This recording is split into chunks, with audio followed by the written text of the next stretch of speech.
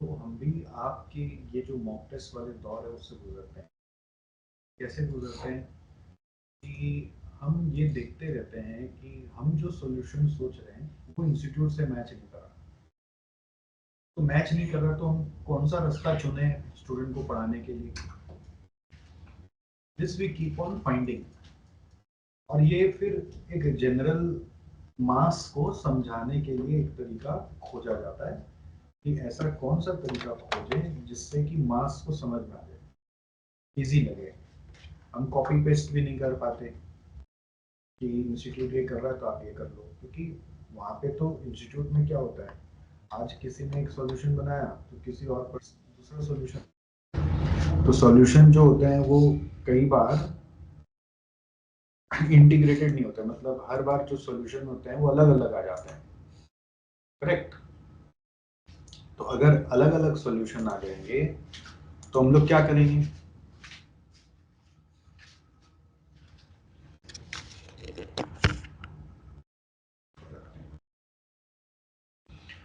अगर अलग अलग सॉल्यूशन आ जाएंगे तो हम लोग क्या करेंगे, कोई उपाय नहीं है। मान लो इंस्टीट्यूट ने जब कोई भी चीज बनवाया तो वो क्या सोच के बनवाया होगा। इंस्टीट्यूट बनवाया कि ये वाला क्वेश्चन बना दो, कोई उसका आंसर बना के दे दिया अपने हिसाब से, फिर इंस्टीट्यूट मैट में डल गया। फिर सेकेंड टाइम किसी और जन को दे दिया गया, भाई आप बना।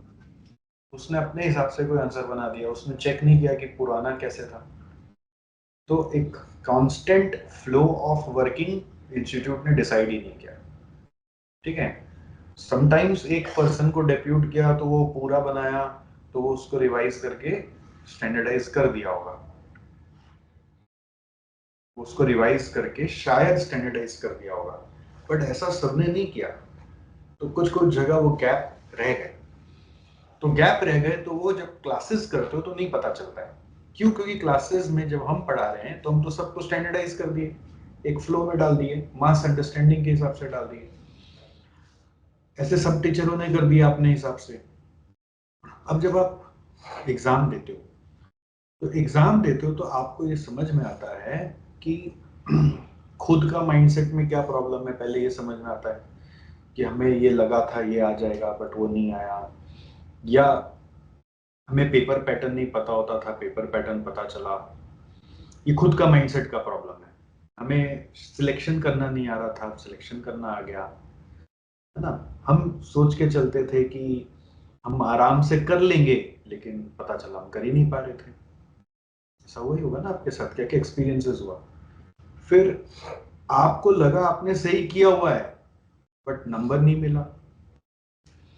आपको लगा था कि आपने सही किया है बट फिर मार्क्स नहीं मिला। ऐसा क्यों हुआ?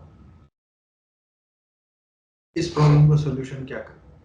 तो वो जब आप सजेस्टेड आंसर से चीजों को खोजते हो, मैच करते हो, तो आपको समझ आता है कि मैंने ये नहीं लिखा, मैंने ये नहीं लिखा, मैंने ये नहीं लिखा।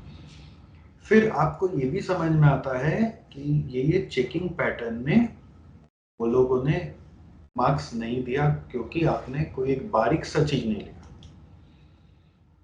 कोई आपने, मान लो जैसे भी एक आया मेरे पास एफएम का कोई फोटो भेजा कि वैल्यू ऑफ इक्विटी निकालना था, तो वैल्यू ऑफ इक्विटी ही पूछा है क्वेश्चन में, बट पूरा मार्क्स नहीं दिया। क्यों? क्योंकि जो सजेस्टेड आंसर था उसमें वैल्यू पर शेयर भी बताया हुआ था,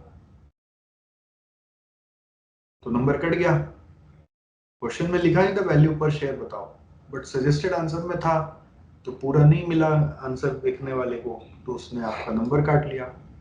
तो ये सेम चीज आपके एग्जाम में भी हो ही सकता है। तो अब ये एक सवाल आता है कि कब वैल्यू पर शेयर तक दिखाना है। तो वो पेपर देख के समझ में आ जाएगा ना कि वैल्यू ऑफ इक्विटी तक तो वर्किंग आ गया। अब जब नंबर ऑफ शेयर्स क्वेश्चन में दिया हुआ है तो वैल्यू पर शेयर तक भी चले जाओ, क्योंकि हमको रिस्क नहीं लेना। मेरे लिए एक लाइन करने के लिए मेरा 2 नंबर कट जाए, वो मैं क्यों कहूँ। तो मैं चाहूंगा कि मेरा पूरा मार्क्स आए। तो अब क्या करने से पूरा मार्क्स आएगा, वो तो ये टेस्ट देके ही पता चल सकता है। तो इस टेस्ट को देने के बाद क्या फर्क पड़ता है नॉर्मली बच्चों में। एक तो वो टेस्ट का जो अंदर का डर है ना, कि टेस्ट आ रहा है, टेस्ट आ रहा है। आपको फुल टेस्ट तक सब समझ आ गया होगा कि टेस्ट माने कुछ नहीं है, बस बैठना है और लिखना है। दूसरा, आपको ये समझ में आ गया कि हाँ, कोई भी अनएक्सपेक्टेड चीज भी आ ही सकता है, तो उसको हैंडल कैसे करना है। तो शुरुआत में जब उसको लेकर फ्रस्ट्रेशन आ रहा था, डर आ रहा था, अभी वो फ्रस्ट्रेशन डर आपका जीरो हो गया होगा और बहुत कम आ गया होगा शुरुआत से और अभी को कंपेयर करेंगे तो।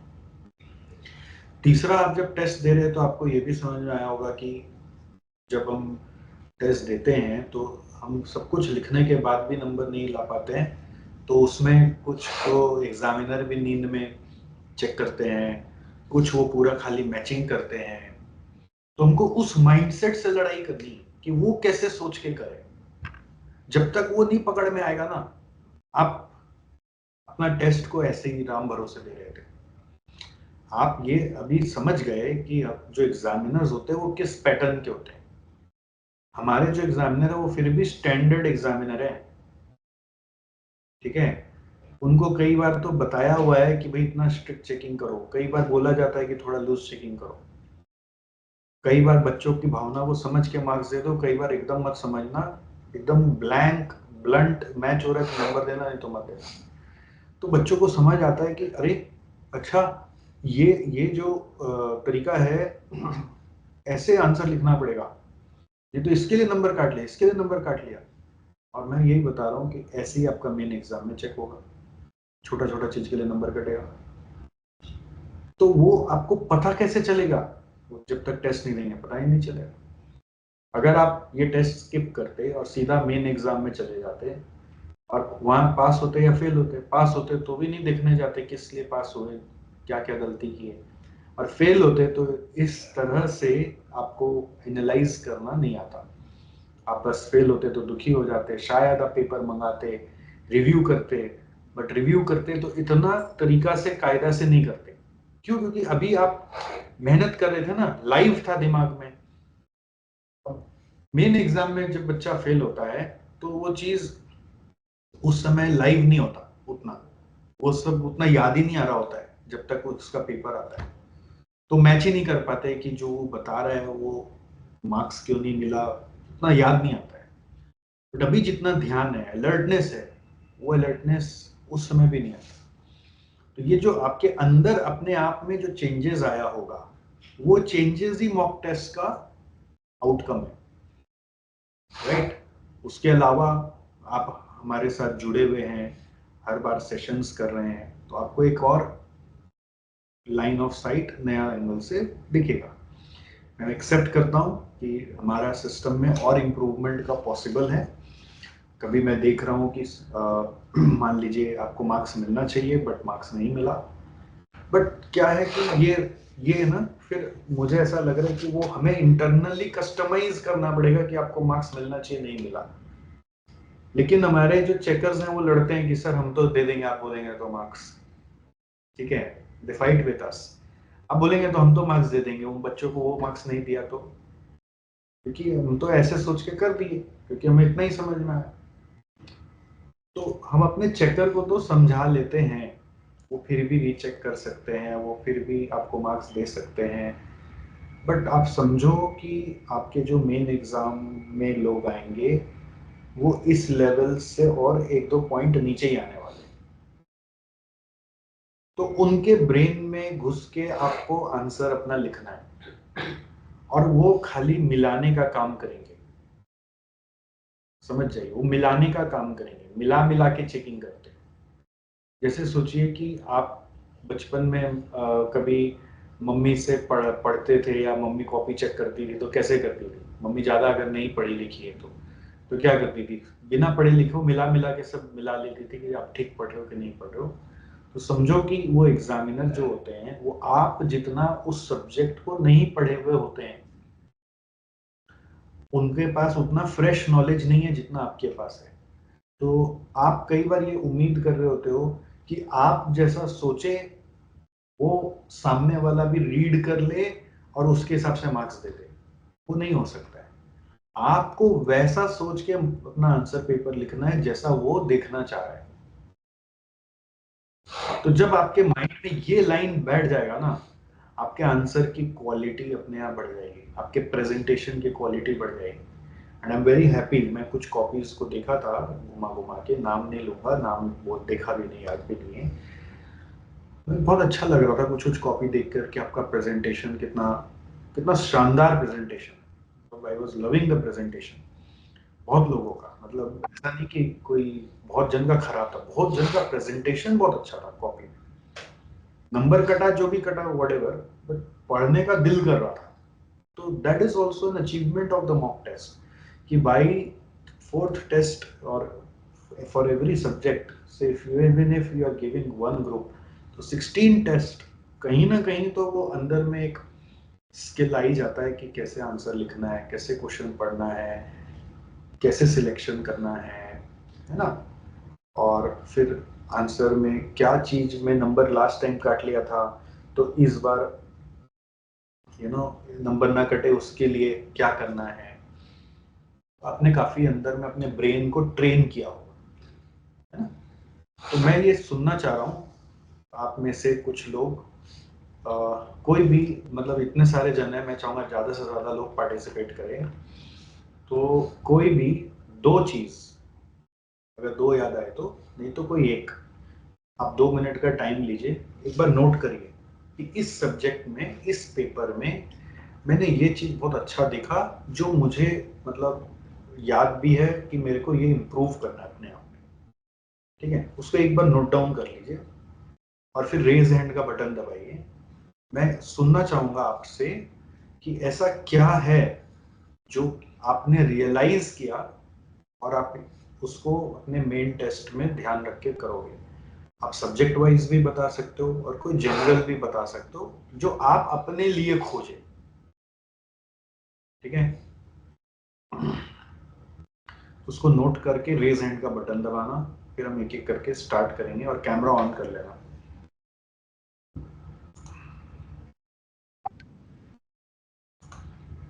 चलो ऋषभ,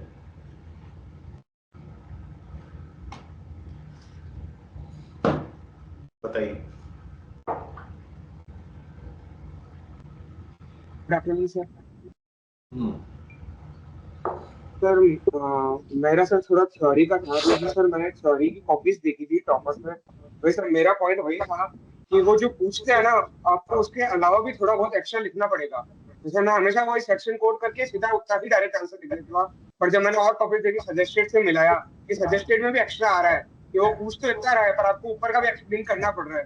तो मैंने सोचा आपके थोड़ा थोड़ा आता तो है, हमको थोड़ा उसको बढ़ा के लिखेंगे फिर, कि अगर मार्क्स ऐसे मिल रहे हैं तो ऐसे। और सर सेकंड, मैंने टाइम मैनेजमेंट के बारे में बहुत सीखा कि एक्स्ट्रा वर्किंग नोट्स में मत चले जाओ। मेन आंसर और टाइम को भी मैनेज करो कि एटलीस्ट अटेम्प्ट तो हो जाए 90 से ऊपर का पेपर। जैसे मेरा एसपीएम रिव्यू में बहुत ज्यादा रहा था मेरे, कि मेरा 70 to 75 से अटेम्प्ट हो पाया था, क्योंकि आता मेरे को 95 तक का भी था। तो ये दो चीजें से जो मेरे को जो सबसे ज्यादा मैंने सीखा। Very good. ऐसे ही मुझे और भी एक्सपीरियंसेस चाहिए। मैं चाहता हूँ और भी लोग रेज हैंड करें, फटाफट नोट करके, खाली सुनने के लिए नहीं आए, बताने के लिए भी आए। और आप लोग बाकियों के एक्सपीरियंस को भी नोट करेंगे। अपना दो लिखा ठीक है, और बाद में अपना जोड़ लेना, सब्जेक्ट वाइज भी सोच लेना, बट आप बाकियों भी जो बोलते जा रहे हैं उसको भी नोट करना। क्या पता आपका वो मिस्टेक नहीं हो रहा हो, अभी हो सकता है एग्जाम में हो जाए, तो अभी उसको भी नोट करना है। जैसे ऋषभ ने दो बात कही, वो दो बात आप लोग भी नोट कर लो। ऐसे जो लोग जो कह रहे हैं उसको अप टू डेट करते चलो, तो अपने पास क्या होगा, अभी 50-100 कुछ आइडियाज आ जाएंगे कि ये भी हो सकता है। अच्छा ठीक है, जो भी सब्जेक्ट में जो अनुभव हुआ, राइट। तो नेक्स्ट है अंशु, बताइए। Good afternoon sir. जी गुड आफ्टरनून। सर मुझे एक चीज ये रियलाइज हुआ इम्प्रूवमेंट में, कॉस्ट ऑडिट में जो चैप्टर है फॉरेन ऑडिट वगैरह, फॉरेन ऑडिट और इंफॉर्मेशन सिस्टम, तो मैं यूट्यूब से बीपीएस ही देखा था रिवीजन लेक्चर, ठीक है। तो उसमें सर बोल रहे थे कि ये ऐसा चैप्टर है जिसमें अपने लैंग्वेज से भी आप लिख सकते हो, ठीक है। तो मैंने उस बेसिस पे मैंने पार्ट 3 टेस्ट दे दिया था। तो उसमें जब कॉपी चेक करके आया तो उसमें मेरे मतलब सारे आंसर गलत, सिर्फ एमसीक्यू में मार्क्स मिले थे और बस 15 नंबर दिया था मुझे। तो मुझे ये रियलाइज हुआ कि अपने लैंग्वेज में ऐसा भी मत लिखो कि मतलब एग्जामिनर को ये फाइंड हो कि अरे की पॉइंट एक है भी नहीं। मतलब मैंने कीवर्ड्स यूज नहीं किए थे, स्पेशली मतलब जो चैप्टर नॉट सो इम्पोर्टेंट है उसकी बात कर रही हूँ। तो मुझे ये पहले पता चल गया, ये मुझे अच्छा लगा कि चलो ये कम से कम एग्जाम में तो मैं नहीं लिख कर आई, तो फिर एग्जाम में डायरेक्ट मैं लिख लेती, ये टेस्ट नहीं देती तो फिर नंबर तो डायरेक्टली कट जाता ना। और सेकंड मेरा सबसे ज्यादा मतलब आंसर तो सारे सही है लेकिन फिर लास्ट में कैलकुलेशन एरर हो जा रहा है, उसकी वजह से मेरे नंबर कट जा रहे हैं 3 नंबर। तो उसमें कैलकुलेशन वाले क्वेश्चन में 4 मतलब कॉन्सेप्ट क्लियर है लेकिन कैलकुलेशन एरर हो रहा है, तो this is a major part, वो हमें नहीं करना चाहिए। Very nice, very nice. मेरे साथ राहिल भी आ गया है, आप देख पा रहे हैं स्क्रीन पे। Rahil was also always helping you from backend for whatever queries you were raising.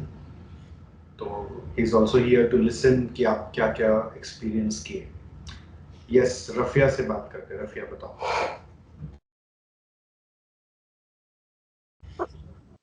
Sir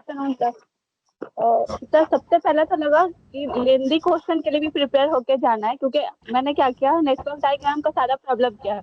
जो वो वाला एक आया जो क्या बोलते हैं स्ट्राइक ऑफ हो गया, वो वाला मैंने नहीं किया था क्योंकि कॉपी में ही इतना सारा लंबा बना हुआ था ना, मैंने छोड़ दिया कि ये इतना लंबा थोड़ी पूछेगा एग्जैक्ट, लेकिन एग्जाम में इतना लंबा आपने पूछा। पहला तो नेटवर्क डायग्राम मतलब मैंने सिर्फ कंस्ट्रक्ट करके छोड़ दिया क्योंकि मुझे आता ही नहीं था। दूसरा सिमुलेशन जो कि इजी है, लगता था कि थोड़ा सा डेटा देगा उसमें से करना होगा रेंज वगैरह निकालना, लेकिन आपने 20 मंथ्स का डेटा दिया, इतना टाइम वेस्ट हो रहा सर उसमें। ठीक है मतलब है तो इजी, लेकिन बार बार पीछे बैठ कर इतना है रेंज देखने के लिए, फिर लिखना है, फिर पलटना लिखना है, मतलब लगा कि स्पीड अप करना पड़ेगा। तीसरा CFR था जिसमें एक नया लाइन कुछ इंसर्ट किया हुआ है सब में, वो समझ में नहीं आ रहा, वो हम लोग का वो मतलब जितना भी सम्स किया है वैसा लिखा हुआ नहीं है, कुछ भी न्यू लाइन एक नीचे में ऐड किया हुआ है इस बार CFR का सारा क्वेश्चन में इंडेक्स का।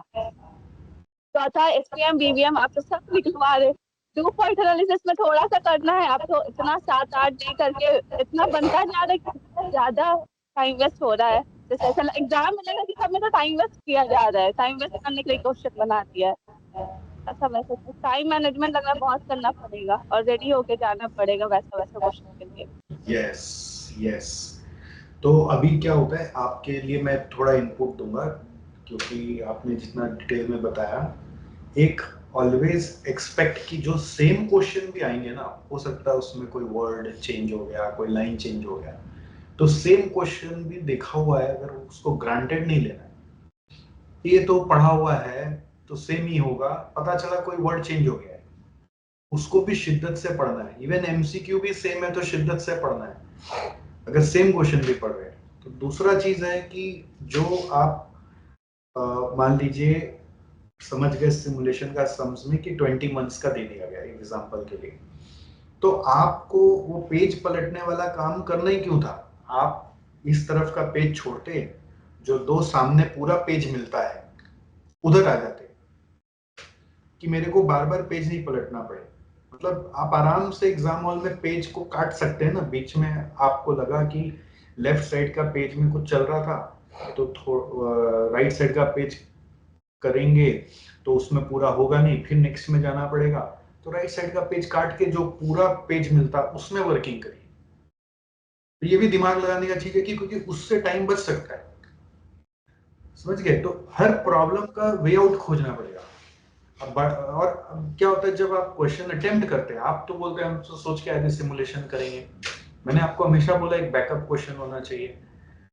आपका फेवरेट चैप्टर का कोई ऐसा क्वेश्चन आ जाएगा जो आपने सोचा ही नहीं, या जो करने में इजी है बट टाइम ज्यादा लगेगा, ये आपको एस्टिमेट करना पड़ता है before entering into the question.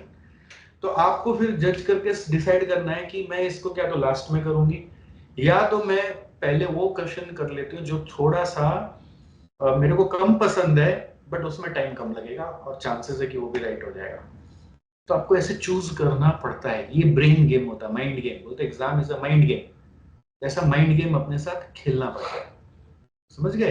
तो ये सब पॉइंट्स को भी नोट कर लो जो मैं आपको बोल रहा हूँ, सो दैट आपको अभी आने वाले दिनों में यही सब सिचुएशंस हेल्प करेंगी, राइट? तो ये जो लंबे क्वेश्चंस हैं उसको एक बार टाइम बाउंड फिर से प्रैक्टिस करके देखना पड़ेगा, कौन सा पार्ट को काट देना है, कौन सा पार्ट को रख लेना है। एग्जाम हॉल में जब प्रेजेंट कर रहे हैं तो आपको खुद से डिसाइड करना है कि ये पार्ट हम कम प्रेजेंट करेंगे तो भी चलेगा। झूठ मूठ का हेडिंग बना बना के उसको लाइन ड्रॉ करके में टाइम डाल रहे हैं, तो कहाँ पे टाइम काटा जा सकता है? तो थिंक ऑफ इट, ये खुद से ही डिसाइड करना है ना। Very good Rafia, thank you. और ये सब क्या टाइम वेस्ट नहीं है, ये जानबूझ के बच्चों का टाइम को खाने के लिए पेपर सेट किया जाता है। वही एग्जाम में वैसा लगा ना कि टाइम वेस्ट हो रहा है, इतना बड़ा हमको कैलकुलेशन जा रहा, मतलब ये भी दिमाग में घूम जा रहा। ये वर्ड अगर आने लगेगा तो इमोशनल डिसबैलेंस हो जाएगा अंदर में, है ना। टाइम वेस्ट हो रहा है, अगर ऐसा बोलने लगोगे खुद को तो माइंड इमोशनली डिसबैलेंस करके और खराब करेगा। तो आपको उस समय पॉजिटिव अफर्मेशन देना है कि अच्छा बच्चों तू बड़ा बन के आया, ले मैं तेरे को बताता हूँ, अभी मैं करके दिखाती हूँ उसको, अभी मैं करके दिखाती हूँ उसको, मैं इसको और जल्दी से करके दिखाती हूँ। पॉजिटिव साइड से ले रहा है, क्योंकि आप टाइम वेस्ट बोलते रहोगे तो माइंड और गिव अप करते रहेगा और बोलेगा ये सब बेकार है, फालतू फंस गया मैं, ऐसा बोलेगा। समझ गए? चलो ठीक, good, thank you sir. Yes Trisha, camera on please.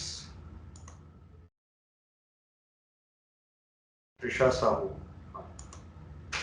Hello sir. जी हेलो।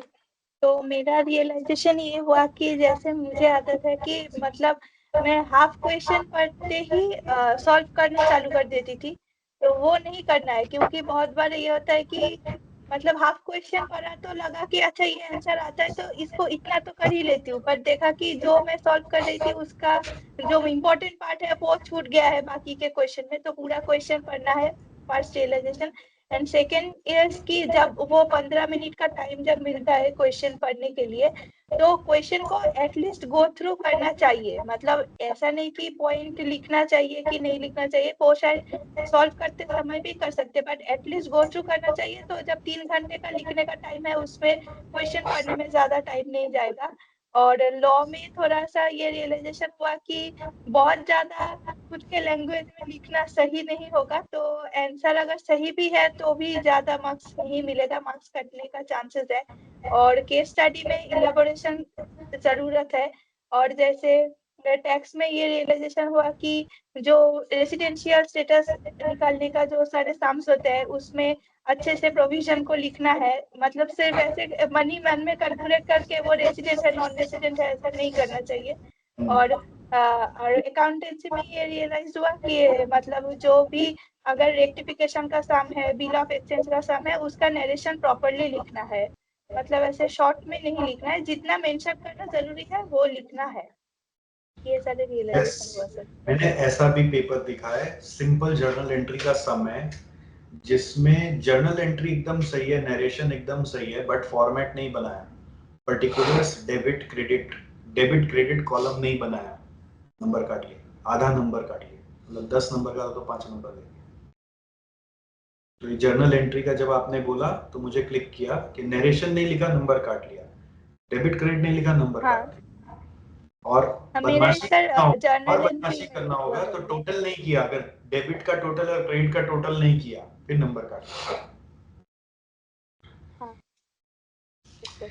तो आप देखो कि आपका एग्जामिनर का माइंडसेट क्या है ना, वो क्या चीज में नंबर काट रहा है, सजेस्टेड आंसर से मिलाएगा, तो सजेस्टेड आंसर में क्या दिया हुआ है उसको ठीक से वापस गो थ्रू करना पड़ेगा। Thank you Trisha.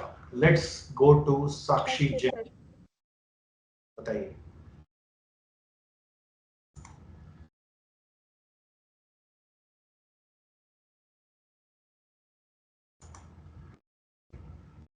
हाँ जी Sakshi, Sakshi Jain.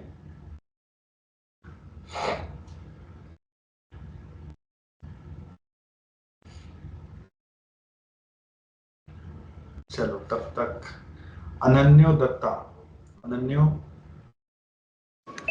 Hello sir, good evening, I mean good afternoon. हाँ कैमरा ऑन करो अनन्यो। सर कैमरा ऑन है मेरा। कैमरा ऑन नहीं, चेक करो वापस से। तब तक नेक्स्ट में आते हैं साक्षी कुमारी। हाँ अब आ गया नंबर, ठीक है। सर जो मेरा पहला जो दिक्कत हो रहा है, जो पार्ट टेस्ट के टाइम क्या था, टाइम ज़्यादा था तो स्लो स्लो लिखते थे तो आंसर एकदम सही सही होता था, मतलब कुछ सिली मिस्टेक नहीं होता था। अभी जब फाइनल टेस्ट में आए तो क्वेश्चन बहुत लेंदी है तो लिखना बहुत फास्ट पड़ रहा है, और फास्ट लिखने के चक्कर में बहुत से पॉइंट्स मिसिंग हो रहे हैं, और पॉइंट्स अगर मिस हो तो ज़ीरो आ रहा है नंबर, मतलब पार्ट पार्ट का कोई भी कंसिडरेशन नहीं हो रहा है। मतलब एक CFR में एक गुडविल इक्विटी वैल्यूएशन का एक सम था, तो उसमें मेरा FMP और कैपिटल एम्प्लॉयड का क्लोजिंग कैपिटल एम्प्लॉयड तक सही था कैलकुलेशन, तो मैंने वो करंट ईयर प्रॉफिट लेस करना भूल गया, तो लास्ट आंसर एंड आंसर मेरा गलत आया, तो पूरा ज़ीरो हो गया उसमें मेरा। और एक वेरी हुआ वेरी नाइस पॉइंट रेज्ड। ये सबको नोट करना चाहिए कि अपने आप के लिए फॉल्स एक्सपेक्टेशन मत रखिएगा कि आपका मतलब कोई पर्टिकुलर वर्किंग है तो उसका बीच तक आधा सही है तो नंबर मिलेगा, ऐसा नहीं होता है। आंसर मैच होगा तो नंबर मिलेगा, नहीं तो नंबर 0। हाँ और सर जो मैंने देखा ये भी CFR में ही था, तो PPE का एक क्वेश्चन था, तो मैंने जिन सर से किया था तो उन्होंने PPE का वो एक फेयर वैल्यू दिया हुआ था टेकन ओवर का, और एक कॉस्ट ऑफ परचेज दिया हुआ था। तो हमारे सर ने किया था कि फेयर वैल्यू दिया था और एक कॉस्ट ऑफ परचेज वो नेट करके दिया था, मतलब फेयर वैल्यू से वो लेस करके, तो मैंने प्रेजेंटेशन वैसा ही किया। और सजेस्टेड आंसर में जो इंस्टीट्यूट मैथ में भी है वो डायरेक्ट कॉस्ट ऑफ परचेज था, तो वहाँ भी मेरा 0 हो गया। मतलब एंड आंसर सेम ही है लेकिन प्रेजेंटेशन मेरा अलग था तो 0 हो गया। मतलब ऐसे करके मेरा CFR का पेपर मतलब पूरा एकदम बहुत ही बुरा गया, मतलब 0-0 एकदम करके। सबसे कैसे डील करे, तो हर कोई क्वेश्चन के इंस्टीट्यूट मैथ का ही फॉलो करे। देखो वही बोले ना कि चेकर पे बहुत कुछ डिपेंड करता है। ये देखो जब पढ़ाया गया तो स्टैंडर्ड फॉर्म में पढ़ा दिया गया, जिससे इजीली समझ में आ जाए वैसे पढ़ा दिया गया। लेकिन क्या होता है जब बात एग्जाम की आती है तो एग्जाम में जैसा एग्जामिनर सोच रहा है उसके हिसाब से चलना पड़ेगा। अगर एग्जामिनर को समझ में आ गया तो नंबर देगा, नहीं आया तो नहीं देगा। तो समझ में लाने के लिए सबसे इजी उपाय क्या है? जो प्रेजेंटेशन इंस्टीट्यूट फॉलो कर रहा है उसको छाप दो। क्लास में एक टीचर अपना इनोवेशन करता है तो आपको जब ये मॉक टेस्ट देते तो समझ में आता है कि कहाँ डिस्क्रिपेंसी था। मतलब टीचर ने समझाया अच्छा, बट वो इंस्टीट्यूट समझ रहा है कि नहीं समझ रहा है, राइट? देखिए मतलब बात ऐसा है कि वो इंडेस 16 का जो फॉर्मेट है वही ऐसा ही है, मतलब फेयर वैल्यू देके फिर जो एक्स्ट्रा परचेस कॉस्ट है जो फेयर वैल्यू लेस करके वही, मतलब डिस्क्लोजर में भी वही लिखा हुआ है, तो वैसे इसलिए वैसे ही किया था, लेकिन वो मतलब 0 हो गया, मतलब बहुत से सामने ऐसा ही हुआ है। सजेस्टेड आंसर में क्या था? सजेस्टेड आंसर में डायरेक्ट कॉस्ट ऑफ परचेस दिया हुआ था। मतलब इन बहुत से ऐसे सम में सर ऐसे बहुत कंफ्यूजन आ रहे हैं, मतलब कुछ तो इंस्टीट्यूट ने ही दो दो जगह में दो दो टाइप करके कर रखा है, अब कौन सा फॉलो करे हमें क्या पता इंस्टीट्यूट कौन सा छापेगा। उसका कोई उपाय नहीं है, वो सब रिस्की क्वेश्चन है। वो सबसे ये रैंक होल्डर भी गुजर के आया हुआ है, आपके सामने बैठा हुआ है। उतना रिस्क लेके चलना पड़ता है, इसीलिए इंस्टीट्यूट बोलता है 100 में 40 लाख ही दो बस हो जाएगा। इंस्टीट्यूट नहीं तो बोलता 100 में 80 लाख। इंस्टीट्यूट भी जानता है कि मेरे में प्रॉब्लम है, इसीलिए आपको बोल रहा है छोड़ ना भाई तू 40 ले आ, बस तेरे को पास कर दूंगा। समझ गए? तो इंस्टीट्यूट नहीं तो 60 पास करता, 80 पास करता, उसका प्रोसेस सही होता तो और नंबर ला। वो जानता है मैं खुद ही आड़ा टेढ़ा करता हूँ। तो ये रिस्की प्रेजेंटेशन, रिस्की क्वेश्चंस ऐसे होते हैं जहां पर आप प्रैक्टिस करके आइडेंटिफाई कर लेते हैं कि भाई ये क्वेश्चन है इजी, लेकिन एक जगह ऐसा किया हुआ, एक जगह ऐसा किया हुआ है, तो मैं करूंगा ना तो मेरे को रिस्क लग रहा है कि कौन सा में नंबर मिलेगा मालूम नहीं। तो आपको चूज करना है कि ये करना है कि नहीं करना है। अगर करना है तो रिस्क लेके बैठना पड़ेगा। तो मान के चलना पड़ेगा कि भैया इसमें 10 में 5 ही मिलना है, 7 में 4 ही मिलना है, 3 ही मिलना है। उस हिसाब से अपना इस प्रोग्रेशन को प्लान करना है। इसका कोई उपाय नहीं है। ये उपाय तभी होगा जब आप लोग सब मिलके हल्ला करेंगे कि इंस्टीट्यूट अपना चेकिंग पैटर्न को सुधारो, प्रूफ लेकर। बट क्या होता है, पास होने के बाद कोई माथा लगाता नहीं। ये प्रॉब्लम है, रियल प्रॉब्लम है, कोई उपाय नहीं। कैपिटल गेन टैक्स लेके हम लोग लड़ ही रहे हैं, संघर्ष कर ही रहे हैं। कैपिटल गेन टैक्स एसएफएम में या एफएम में, कैपिटल बजटिंग में लेना है कि नहीं लेना है, भाई बता दें। क्लैरिटी है ही नहीं। तो अभी आजकल कुछ कुछ सम ऐसा आ रहा है, जब प्रॉब्लम हो रहा है ना, तो लोग क्वेश्चन में ठीक कर रहा है, क्वेश्चन में लिख दे रहा है capital gain tax should be taken और capital gain tax should be ignored. तो वो क्वेश्चन रिस्क फ्री क्वेश्चन हो गया। जहां कुछ नहीं लिखा है वहां पे कुछ तो करना ही पड़ेगा। तो हम लोगों ने सिखाया कि भाई जहां पे WDV हो वहां पे कैपिटल गेन टैक्स ले लेना, जहां पर SLM हो वहां इग्नोर कर देना। अब किसी सम में इंस्टीट्यूट का देखोगे SLM है बट फिर भी कैपिटल गेन टैक्स लिया होगा, तो उसका कोई आंसर नहीं है मेरे पास। अब तुम्हारा नंबर कटा कटा, मैं क्या करूं सर, ये भी पैरिटी नहीं है ना। एक और सर जो थ्योरी में आ रहा है वो है, जैसे क्वेश्चन का वर्ड चेंज कर दे रहा है। जैसे एक क्वेश्चन था कंपोनेंट्स ऑफ फॉरेंसिक ऑडिट, तो वो शायद इंस्टीट्यूट मतलब मैट में है एलिमेंट्स ऑफ फॉरेंसिक ऑडिट बोल के। तो मुझे समझ नहीं आया कि कंपोनेंट आखिर होगा क्या, तो मैं लिख कर आया कुछ और आंसर था कुछ और। तो वो मेरा मतलब जाना क्वेश्चन था कि मैं आता तो मुझे लिखना आता था, वो 0 हो गया। ठीक, एलिमेंट वर्सेस कंपोनेंट सबको नोट करो, अपने अपने दोस्तों का एक्सपीरियंस को नोट करो। आपके साथ भी ऐसा हो सकता है, आपका नजर ही नहीं पड़ा होगा ये वर्ड पे।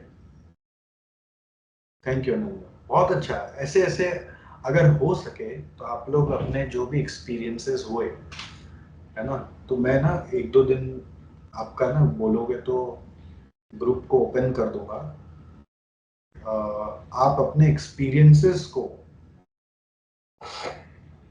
ग्रुप में शेयर कर दो, जिससे क्या होगा, आपके एक्सपीरियंस है, आप सीखा, अगर आप उसको नोट किए हो तो, और वैसे ही दूसरों के एक्सपीरियंस भी आपको मिल जाएंगे, तो सोचो कितना बेनिफिट हो जाएगा कि ये मिस्टेक तो नहीं करना है। बहुत चीज अपने को अभी लग रहा है कि हाँ मेरा ठीक है, बट पता नहीं कि मेन एग्जाम में जाके आप वो चीज में गड़बड़ कर दे। समझ में आ रहा है मैं क्या बोलना चाह रहा हूँ? तो अगर आप लोगों ने अपने सब्जेक्ट वाइज ऐसा एक्सपीरियंसेस बनाया है, तो मैं चाहूंगा कि आप लोग सब एक दूसरे को शेयर करो। कैसे शेयर करो? लोग ग्रुप ओपन कर देंगे। ग्रुप में ओपन करने से प्रॉब्लम होता है, ग्रुप ओपन करने से फिर कोई भी आदमी कोई भी बात लेके चालू हो जाएगा। सब कोई तो अभी यहाँ पे आया भी नहीं है। तो आप एक काम करो, क्या तो मिठू मैम को भेजो या तो मेरे को भेजो, हम लोग वो एक्सपीरियंसेस को इकट्ठा करके ग्रुप में डाल देंगे। ठीक है, तो इससे क्या होगा, सबको सबका एक्सपीरियंस मिल जाएगा। That will be lot beneficial in a lot of way. चलो, thank you Ananya. Let's hear from Sakshi Kumari. Good afternoon sir. जी गुड आफ्टरनून। सर OMSM में मेन तो हमको सिली मिस्टेक्स का पता चला, बहुत ज्यादा सिली मिस्टेक सब हो रहा था उसका पता चला उसमें। और इसके बाद जैसे SM का जो 4 चैप्टर है, तो जैसे दूसरा चैप्टर का 2 क्वेश्चन एक साथ आता है, तीसरा क्वेश्चन का, लेकिन यहाँ अलग अलग चैप्टर का मिला करके दिए हुआ था। तो ये चीज भी रियलाइज हुआ। उसके बाद ये कॉर्पोरेट और ऑडिटिंग वाले में, जैसे ऑडिट में था कि ऑडिट ऑफ एजुकेशनल इंस्टीट्यूशन, इसका ऑडिट का पॉइंट लिखने के लिए, तो उसमें ये नहीं था कि कितना पॉइंट लिखना है। बुक में तो बहुत ज्यादा पॉइंट दिए हुआ है और हम उसका 11 पॉइंट लिखे बट 2 मार्क्स ही मिला। तो उससे पता चला कि उसमें और लिखना होगा। नहीं, एक बार उसको मैच करना, हो सकता है आपने जो पॉइंट लिखा हो मैच नहीं हो रहा हो, ऐसा भी हो सकता है। Yes sir. और इसके बाद सर कॉर्पोरेट में ही कैश फ्लो स्टेटमेंट का क्वेश्चन था, तो उसका आंसर मेरा सारा सही है, लेकिन एक जगह में वर्किंग नोट बनाए तो उसमें लिखा हुआ है कि वर्किंग नोट का रिक्वायर्ड नहीं है, और उस वजह से या भूल गया, उसे पूरा 0 है, मार्क्स ही नहीं मिले हुआ है। इसके ऊपर ये एक्सपीरियंस क्या हुआ ये नहीं बता पा रहे हो ना आप। ये तो आप बोल रहे हो कि मार्क्स नहीं मिला हुआ है, तो जी। उधर क्या हुआ उसको खोजो, पता लगाओ, चेकर के साथ उसको पेपर में वापस भेजो और पता लगाओ कि यहाँ पे मार्क्स किस लिए कटा हुआ है। आपको तो मैं एक्सपीरियंस बताना है। जी यहाँ पे आप एक्सपीरियंस बताइए कि आपको क्या अपने अंदर इम्प्रूवमेंट मिला। अभी वो मैं आप जो बोल रहे हो कि वहाँ वर्किंग नोट बनाया और उसमें 0 दिया हुआ है, तो एक्सपीरियंस नहीं हुआ ना, वो तो आपको समझ नहीं आया, तो ये उसको सर समझ नहीं है। खोजना पड़ेगा ना, उसको छोड़ो मत, उसको खोजो कि भाई इसमें नंबर क्यों कटा। समझ गए? यस। चलो, एक्सपीरियंस ये हुआ कि आपका सिली मिस्टेक हो रहा सिली है। मिस्टेक्स पता चला, एफएमडीए में भी बहुत सिली मिस्टेक था, वो सारा पता चला। Very good, very good. Faizan Syed, आइए Faizan. Hello hello hello sir. हाँ जी। हाँ सर, एक्चुअली जैसे ना एफए के पेपर में एक्चुअली क्या है कि उसमें टाइम बहुत ज्यादा लग जाता, पेपर तो बहुत आ रहा था मेरे को, टाइम मतलब ज्यादा लग गया। इसकी वजह से मेरी एक बेसिक गलती क्या हो गई कि लास्ट के आधे घंटे में मैंने एनपीओ का एक क्वेश्चन उठाया। अब मैंने क्वेश्चन उठाना चालू किया, आंसर लिखते टाइम पे मेरे को लगा कि नहीं थोड़ा कुछ मिस्टेक हो रहा है, तो मैंने काटा और नेक्स्ट पेज पे मैंने लिखा। अब लिखा पूरा सोल्यूशन और अच्छे से सब लिखा, मैच भी हो गया, टैली भी हो गया, सब हो गया। लेकिन क्या हुआ मालूम, मैं जब सबमिट करने गया तो मैं एकदम खुश कि भाई इसमें आ जाएगा अच्छा खासा मार्क्स। अब देखा कि भाई आंसर जब देखा ना, जब आंसर सोल्यूशन आया तो मैंने देखा कि क्वेश्चन नंबर ही डालना भूल गया। वही मिस्टेक हो गया जिसकी वजह से मेरा पूरा 14 का 14 मार्क्स चला गया और एकदम एग्जैक्ट था आंसर, सही था क्या मेरा पूरा किया? क्वेश्चन। क्वेश्चन नंबर नहीं मतलब लिखा? हाँ, मतलब जब मैं स्टार्टिंग में लिख रहा था ना तो मैंने लिखा था क्वेश्चन नंबर, फिर मेरे को लगा कि ये गलत हो रहा है तो मैंने काट दिया। अब नेक्स्ट पेज पे जब मैंने कंटिन्यू किया तो फ्लो में था कि हाँ चलो आंसर लिख रहा हूँ, उसके चक्कर में मैंने क्वेश्चन नंबर पे ध्यान ही नहीं दिया, सबमिट हो गया। मतलब क्वेश्चन नंबर लिखना ही भूल गया।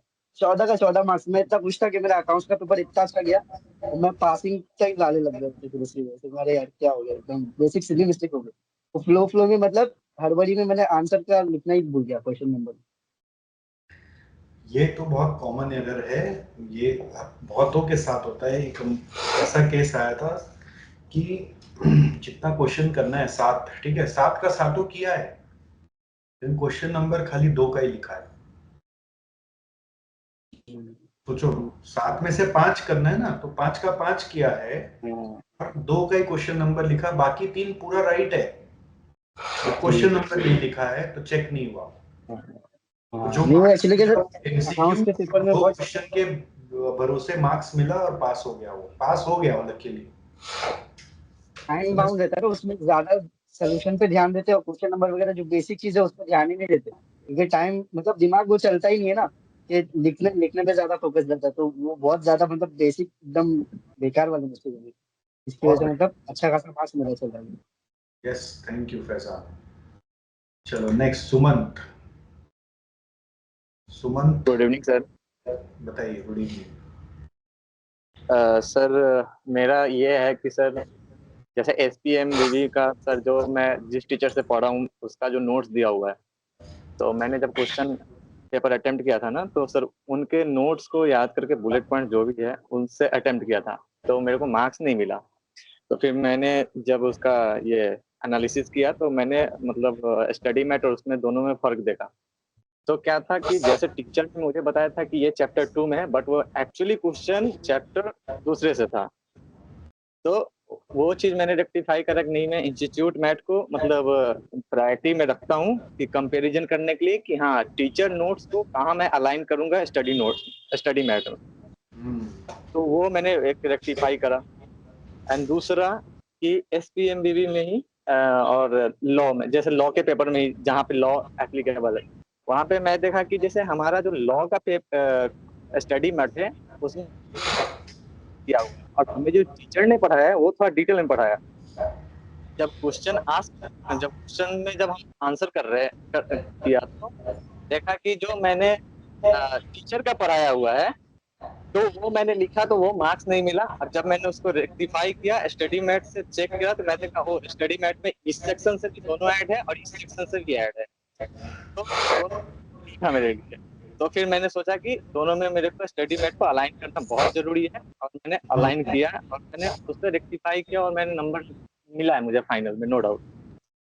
एंड दूसरा है कि मैंने क्वेश्चन साइड में लिखता था, तो वो मैंने एक मार्क्स ही नहीं मिला था लिखने के बावजूद भी, एग्जामिनर को नहीं मिला होगा, तो मैंने रेज नहीं किया क्वेश्चन, बट मैंने क्या किया नेक्स्ट एग्जाम से उसको मिड में लिखना शुरू कर दिया। बहुत अच्छा। एंड उसके बाद एक और मैंने ये क्या प्रॉब्लम क्या होता था मेरे साथ कि जैसे क्वेश्चन में आइडेंटिफाई कर लिया, ये मेरे को समझ में आ रहा है एक लिंक है कि ऐसा मेरे को स्टडी मैट का रिफ्लेक्शन या फिर जो मैंने पढ़ा है उसका रिफ्लेक्शन आ रहा है कि ऐसे ऐसे गो थ्रू करना है मेरे को। इवन नंबर्स भी मैच कर रहे हैं थोड़ा बहुत। तो डीटी में मैंने जब फाइनल टेस्ट अटेम्प्ट कर रहा था, उसमें देखा कि वहां पे मैंने जो अटेम्प्ट किया था उसमें 80,000 फिगर था, यहाँ 60,000 फिगर था। मेरे को मालूम है कि यहाँ 60,000 है, जब मैं कैलकुलेट कर रहा हूँ तो वहां पे मैंने रेट लगा दिया 18,000 डायरेक्ट। तो वो मेरे को प्रॉब्लम आया कि मेरे को वो अवॉइड करना है कि जो मैं पढ़ा हूँ उसको भूल जाए, बस कॉन्सेप्ट पे फोकस करके इसको रख के अटेम्प्ट करना है मेरे को। Yes very nice. And sir एक और मैंने ये है कि मेरे को मालूम है और हर बारी मेरे को फुल टेस्ट में क्वेश्चन छूटा है, नो डाउट मैं इस चीज को एक्सेप्ट करता हूँ क्योंकि मेरा स्पीड स्लो हुआ है। तो मैं ये इसको मैं रेक्टिफाई करने के लिए मैं ये आपसे पूछूंगा कि मैं इसको कैसे करूँ। मुझे मालूम है कि ये आ रहा है, मैं पकड़ लूंगा, बट टाइम कंस्ट्रेंट है कि मैं मैनेज नहीं कर पाता हूँ उसको। हर बारी मेरे को 7 से 14 मार्क्स का मैंने डिफरेंशियल छोड़ा हूँ मैं। गुड, आज हम इसके बारे में एक सॉल्यूशन देंगे आपको। बहुत अच्छा आपने लेकिन कवरेज बताया, बहुत अच्छे मिस्टेक्स बताए, और ये बहुत इम्पोर्टेंट चीज है कि आप टीचर से पढ़ते हो बट आप ना बस उसी पे डिपेंड हो जाते हो। आप अगर ये भी मान लें कि आप अलाइन करें कि इंस्टीट्यूट मैट आपके लिए इम्पोर्टेंट ज़्यादा है, क्योंकि वहाँ के जो वर्ड्स है वही आपके आंसर में खोजे जाएंगे, चाहे वो आप लॉ पढ़ते हो, चाहे आप टैक्स पढ़ते हो, चाहे आप कोई सब्जेक्ट का थ्योरी का पार्ट पढ़ते हो। क्योंकि आपके टीचर के मैट में जो पॉइंट्स हैं वो हो सकता है इंस्टीट्यूट मैट से नहीं आए हो। अगर आए हैं तो बहुत अच्छी बात है, नहीं आए हैं तो आपको लाना पड़ेगा। तो ये बहुत इम्पोर्टेंट है जो आपके लिए सुमंत ने हाईलाइट किया है। तो अभी जब रिवीजन करेंगे तो मेक श्योर कि एक बार उस चीज का इंस्टीट्यूट मैट क्या कह रहा है वो भी देख ले।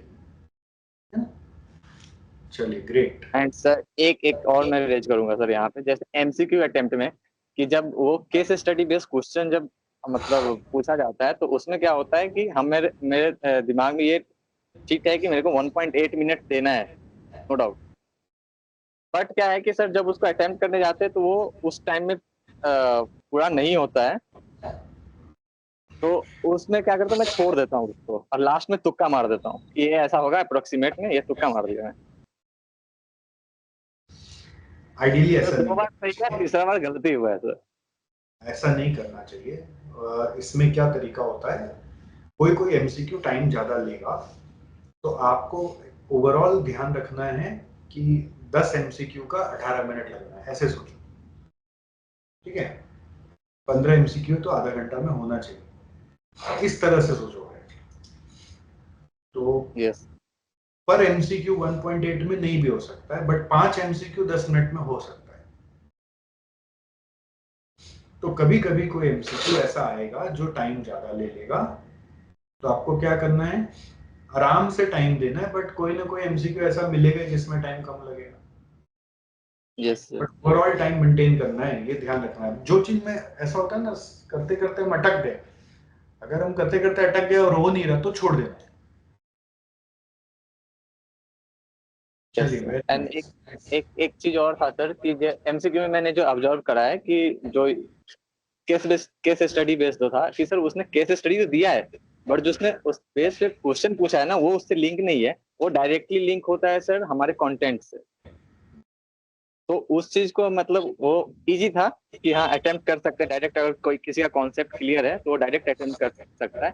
वो मतलब फियर क्रिएट करने के लिए मेरे हिसाब से जो था कि वो केस स्टडी बस फियर क्रिएट करने के लिए तो मैंने अप्रोच करा कि पहले क्वेश्चन पढ़ा एंड देन केस स्टडी पढ़ा, तो उसमें मेरा टाइम बच गया।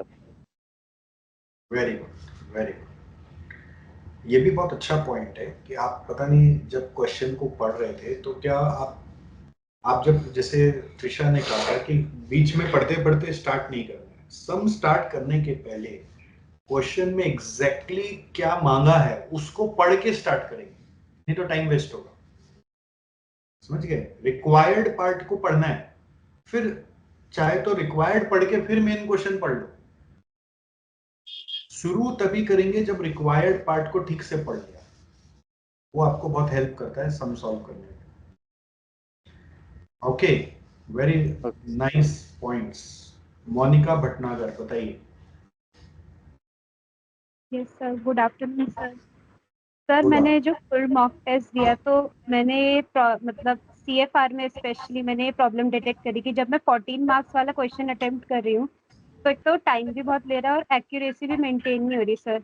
सर जैसे मैंने वैल्यूएशन वाला क्वेश्चन अटेम्प्ट किया तो उसमें सुपर प्रॉफिट नेगेटिव आया था, बट मैं डाउट कर रही थी अपने आप को कि नहीं सुपर प्रॉफिट नेगेटिव कैसे आ सकता है, उस कारण मेरा पूरा क्वेश्चन ही गलत हो गया सर और टाइम भी मैनेज नहीं हो पाया। और मैंने कंसोलिडेशन का क्वेश्चन भी अटेम्प्ट किया था, उसमें भी मतलब मेरी एक्यूरेसी मेंटेन नहीं हो पाई, जिसके कारण फुल 14 मार्क्स में से मुझे सिर्फ 8 मार्क्स ही मिले सर और टाइम भी ज़्यादा लग गया और फुल पेपर अटेम्प्ट नहीं कर पाई मैं। सो आप इससे क्या बताना चाह रहे हो? सर मैं इससे ये देखना मतलब मेरे ऑब्जर्वेशन के हिसाब से ये है कि अगर मैं फुल 14 मार्क्स का अटेम्प्ट कर रही हूँ तो मेरी एक्यूरेसी भी नहीं आ रही और फुल मार्क्स भी मुझे नहीं मिल रहे, बट मैं अगर पार्ट वाले 7 मार्क्स के कर रही हूँ तो उसमें फिर भी मुझे मार्क्स मिलने के ज़्यादा चांसेस हैं। Wow, very nice observation. ये ऑब्जर्वेशन सबको आना चाहिए कि जो एक क्वेश्चन 14 मार्क का आता है उसको करना है कि नहीं करना है ये डिसाइड करके घुसना है। मतलब ऐसा नहीं कि बस हाँ मेरा चैप्टर है तो मेरे को करना है। पता चला वो 14 मार्क का जो क्वेश्चन है वो इतना टाइम ले लेगा, इतना एरर करा देगा कि आप उसमें मार्क्स नहीं उठा पाएंगे। बट कभी कभी ऐसा भी होगा कि वो 14 मार्क का छोटा क्वेश्चन है, वो है 7 मार्क का ही क्वेश्चन बट आ गया 14 मार्क के लिए, ऐसा भी हो सकता है। 7 मार्क के सर क्वेश्चन वो में रिवर्स एक्विजिशन के केस में हो सकता है, उस केस में आपका डायरेक्ट क्वेश्चन आ जाता है तो उसमें फिर भी प्रॉब्लम नहीं आएगी सर अटेम्प्ट करने में, बट कंसोलिडेशन में सर बहुत टाइम लेता है सर जो मेन करते हैं। कंसोलिडेशन एक रूल के हिसाब से कंसोलिडेशन चैप्टर में हमेशा ऑप्शन में रखना चाहिए, ठीक है। कंसोलिडेशन को अगर हम लोग क्लास के हिसाब से देखेंगे तो क्लास में तो 15-20 क्लास तो कंसोलिडेशन ही चला था, आएगा क्या एक ही क्वेश्चन, एमसीक्यू आएगा कर लेंगे, बट वो एक क्वेश्चन जो आएगा उसको करना है कि नहीं करना है ये आपको हमेशा ऑप्शनल बनाना चाहिए मेरे राय में, क्योंकि उसमें टाइम ज्यादा लेता ही है। वो 14 मार्क का भी आ जाए तो भी वो ज्यादा समय ले लेता है और वो पूरा जीरो होने का भी संभावना है, अनलेस बहुत इजी वाला आ गया, बहुत आराम से करने वाला आ गया।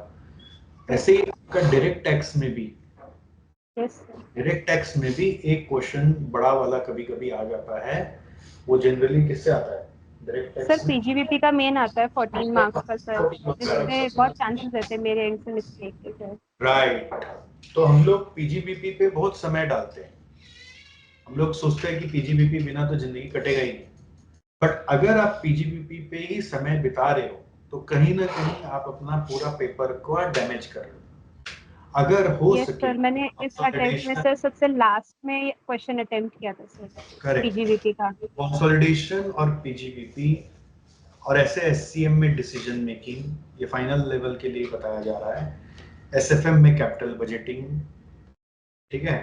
तो ये क्वेश्चन से बहुत सतर्क रहना है आपको, मतलब सतर्क मतलब कि आता है बट कूद जाना है ऐसा नहीं करना है, समझ गए।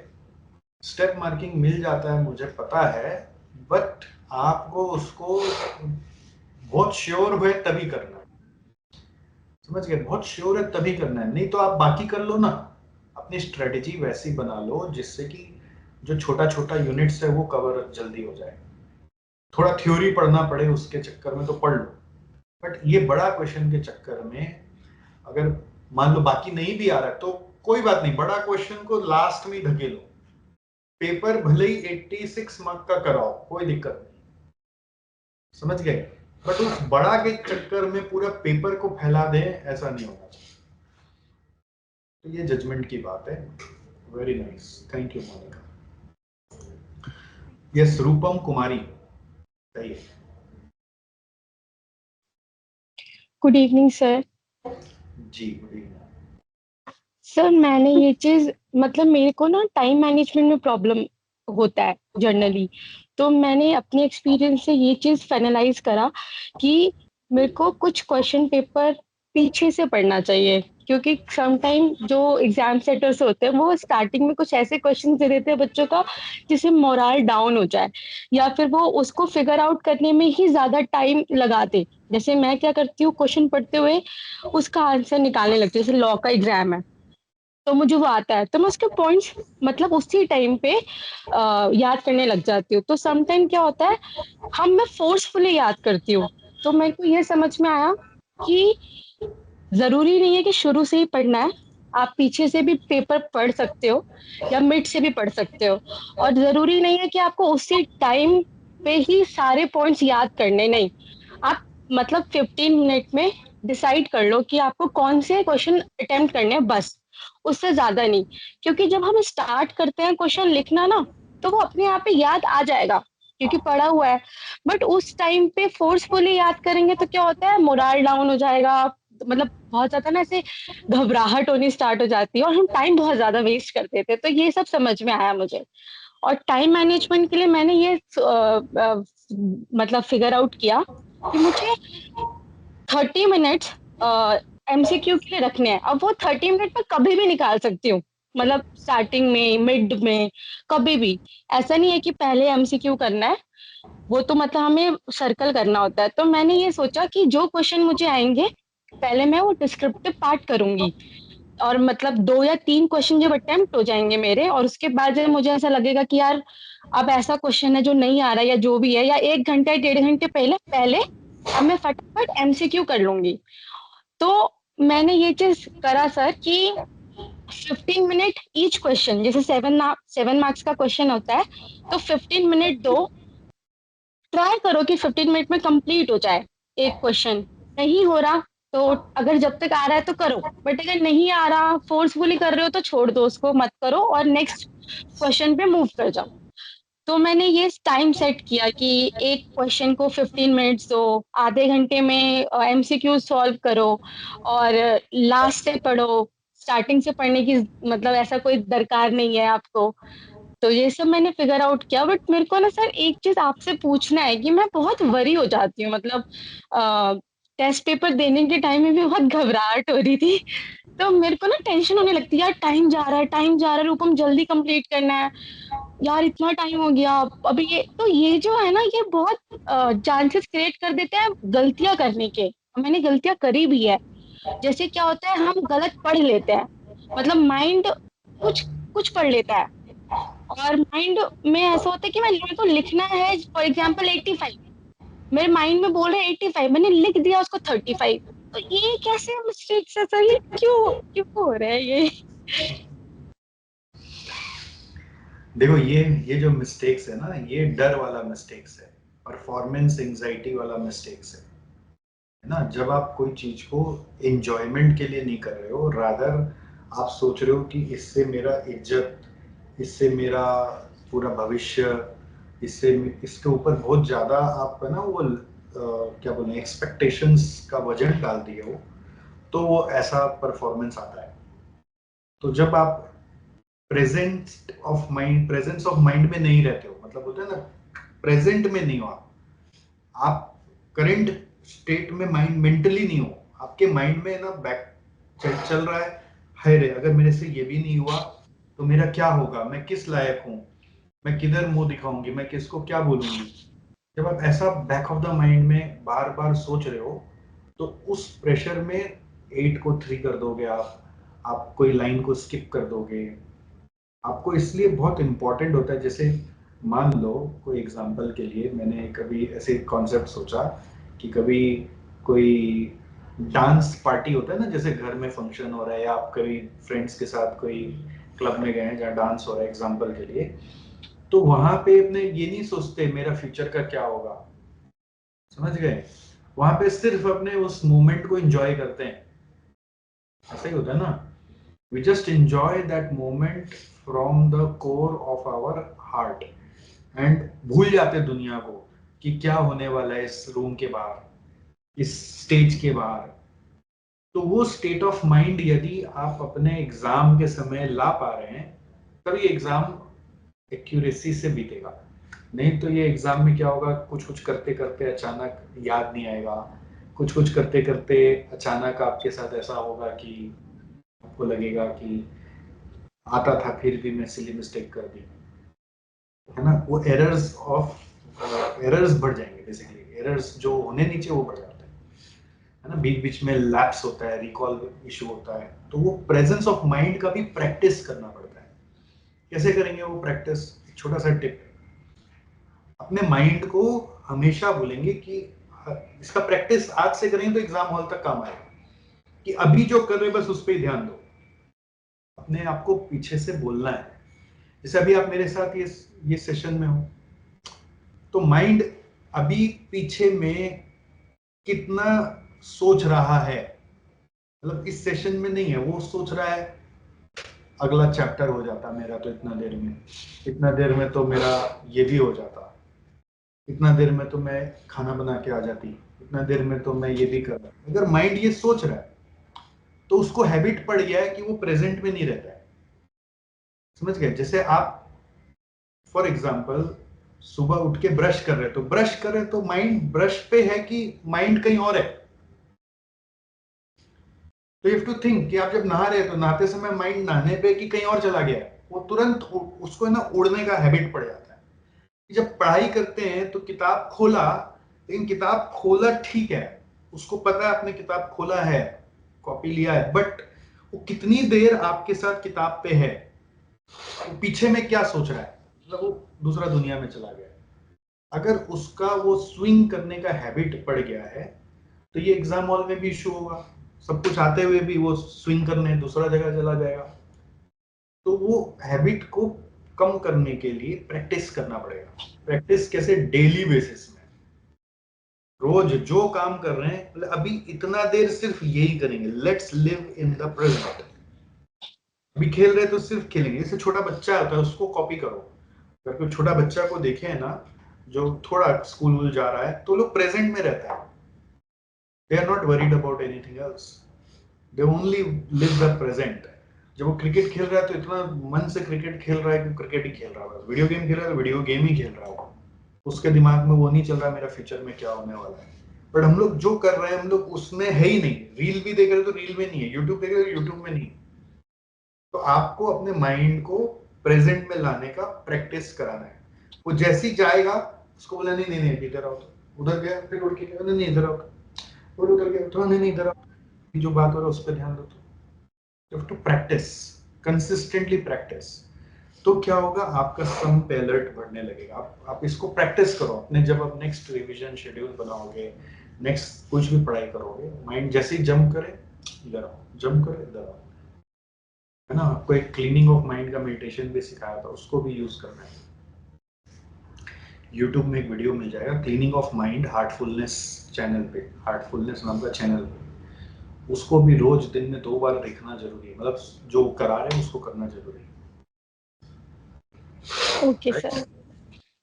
तो सर मैंने ये मतलब ये एक्सपीरियंस किया जो मैंने आपको पहले बताया। दूसरा ये कि हमें सम टाइम ऐसा लगता है, मतलब we are very confident about कि ये चैप्टर तो बहुत अच्छे से आता है, ये वाला तो क्वेश्चन हम अटेम्प्ट करेंगे ही करेंगे, मतलब ये डन है। लेकिन कभी कभी क्या होता है, आप किसी एडजस्टमेंट में फंस जाओगे, आपको इतना टाइम लग जाएगा उसको टैकल करने में, और वो मतलब ऐसा मैंने समझा कि हमें लगता है कि हमें आता है लेकिन हमें आता नहीं है, तो हमें और प्रैक्टिस करने की जरूरत है, हमें और प्रैक्टिस करना है, हमें और अच्छे से याद करना है। तो ये चीज मैंने डीटी के पेपर में रियलाइज किया। मुझे लगता था कि मुझे ट्रांसफर प्राइसिंग का कोई भी क्वेश्चन आ जाएगा तो मैं कर लूंगी अटेम्प्ट, बट आई रियलाइज कि नहीं, और प्रैक्टिस चाहिए। तो ये चीज समझ में आया। लॉ के पेपर में मैंने ये आइडेंटिफाई किया कि सम टाइम हमें क्या होता है कि जैसे हमें 10 पॉइंट आते हैं, अब 10 पॉइंट को हम एक्सप्लेन कर लेते हैं, अगर हमने नीचे के 3 पॉइंट एक्सप्लेन नहीं करे तो वो नेगेटिव इम्प्रेशन दिखाएगा जो चेक चेक कर रहा है। तो अब क्या होगा सर, मैंने ये चीज देखा तो साइबर सिक्योरिटी का एक क्वेश्चन आया था, तो एक सजेस्टेड आंसर था एक बच्चे का जिसने हाईएस्ट मार्क्स मतलब आए थे उसके, तो उसने क्या था, एक भी पॉइंट एक्सप्लेन नहीं किया था, बट उसको फिर भी पूरा मार्क्स मिला। मैंने पॉइंट एक्सप्लेन किया, मेरे को मार्क्स पूरा नहीं मिला। रीजन कि मैंने एक्सप्लेन किया लेकिन 3 पॉइंट्स एक्सप्लेन नहीं किया, तो वो नेगेटिव दिखाने लग गया कि मुझे 3 नहीं आता। उसने क्या किया, उसने कोई भी एक्सप्लेन नहीं किया, बट उसने ऊपर की जो हेडलाइंस थी उसने प्रॉपरली अच्छे से बता दिया और उसके पॉइंट्स बना दिए। तो वो उसको उसको ये शो करा कि यार इस बच्चे को यही है प्रेजेंटेबिलिटी इसकी आंसर की। तो मेरे को ये समझ में आया कि अगर मुझे नहीं आता किसी का अंदर का पार्ट तो मैं उसको छोड़ दूंगी, मैं उसको लिखूंगी ही नहीं, ताकि वो नेगेटिव ना। हाँ, वेरी नाइस, बहुत अच्छा बताया। कंप्लीटनेस ऑफ आंसर्स पे भी काम करना है, खाली जितना आता है उतना ही करने का थ्योरी नहीं लगाना है। Very yes. चलिए नेक्स्ट आते हैं साक्षी जैन। हाँ Sakshi, good afternoon. Good afternoon.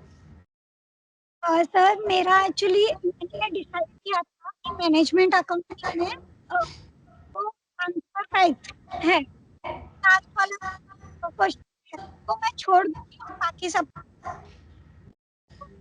पर क्या हुआ कि लास्ट वाला क्वेश्चन है वो डिसीजन थ्योरी का, इतना इजी आया कि लाइक बेसिक प्रोबेबिलिटी का जो कॉमन यूज करके भी किया जा सकता था। आपका आवाज है ना कट रहा है, आपका आवाज है ना पूरा नहीं आया। हेलो, आ रहा है अभी?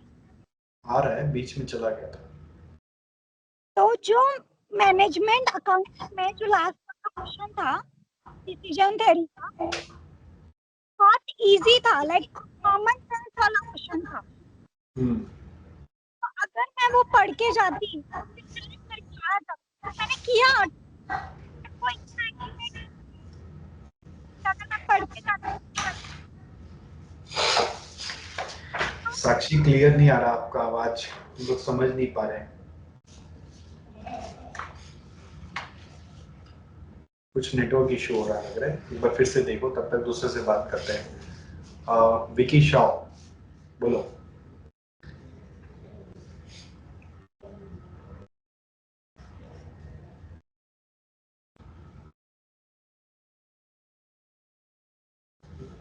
अनम्यूट करो।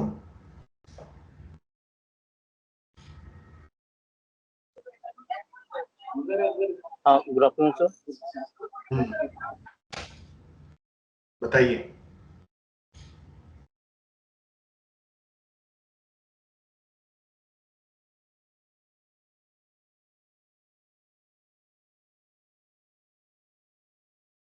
विकी भी हैंग हो गया। भाव्या बथवाल, भाव्या बथवाल वो भी अवेलेबल नहीं। ऑलराइट, कोई बात नहीं है। तो अभी हम लोग क्या करें, अभी हम लोग देखिए आपको एक छोटा सा टास्क दे रहे हैं। मैं आपके साथ है ना वापस से एक सेशन लूंगा और वो नेक्स्ट वीक लूंगा।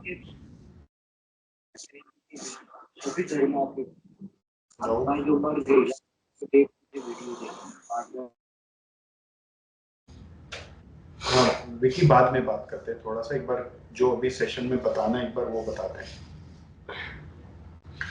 तो मैं ये बोलना चाह रहा हूँ आप लोगों को, फ्रेंड्स एंड गाइस, कि अपना एक और सेशन होगा अभी अगला वीक, ये ध्यान रखिएगा।